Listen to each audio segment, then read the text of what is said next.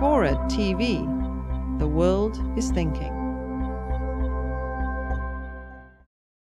You, Jesse, is when you see your people out there, boots on the ground as you talk about, what is the nature of their anger? And is there anything that will give them a sense of saying, you know, I feel like we're making at least some forward progress? That might mean even more people join them.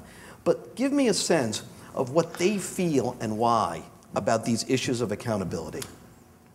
Here's a good way of terming it. Let's say I were to just go crazy right now and steal $20 from someone in front of all these people. I'm gonna go to jail.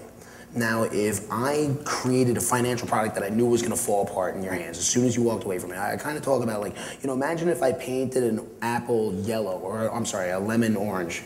Yeah. I'm giving you a lemon deal. If I sold you a car that I knew was going to explode the moment you drove it off the lot, and I made a bet to the next guy next to me, like, hey, bet you $200, that car just dies on him as soon as he gets out of here. I know what I'm doing. Senator Levin called this a bad deal, and more colorful language than I'm gonna use now. These guys were fully aware of what they were doing. They leveraged themselves so that none of the risk was their own. They basically screwed over the taxpayer largely, and they also screwed over a lot of the other industries that are dependent upon finance.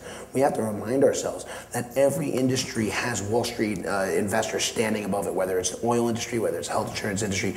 These bets are being placed on top of bets.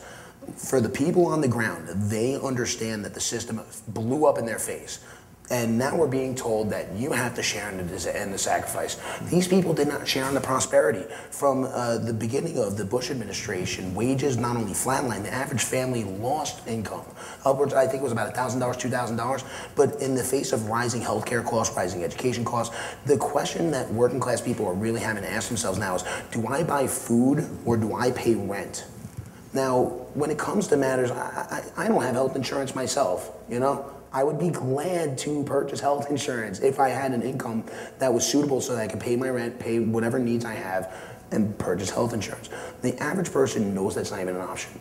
And I think the best way to articulate the frustration on the street is that we are the first generation who are being told that our futures will be bleaker than our fathers.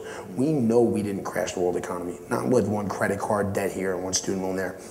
But the cumulative risk that was forced into the marketplace when we deregulated the financial industry, specifically the commodities marketplace and the derivatives marketplace, it has gotten out of control and no one's gone to jail. If we're talking about an economic idea, which is largely a sociological concept for many people, they say we need consumer confidence, we need confidence in the marketplace.